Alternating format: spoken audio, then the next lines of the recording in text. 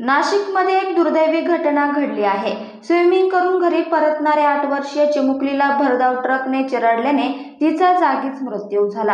ही घटना शनिवारी सकाळी सातपूर आनंदवली परिसरात घडली असून आजीसोबत दुचाकीवर जात असताना हा अपघात झाला।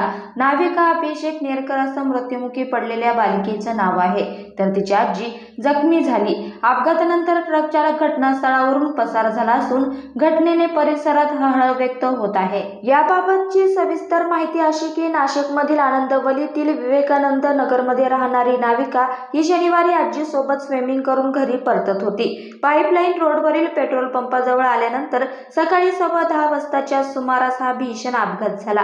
MIDCतून वेगात येणाऱ्या एका टाटा ट्रकने या दोघींच्या दुचाकीला धडक दिली। या धडकेनंतर दुचाकीवरील आजीनाथ दोघीही खाली पडल्या। यावेळी दुर्दैवाने नाविका ट्रकच्या चाकाखाली आली व तिचा जागीच मृत्यू झाला। या अपघातात नाविकाच्या आजीच्या खांद्याला दुखापत झाली असून तिच्यावर खासगी रुग्णालयात उपचार सुरू आहे।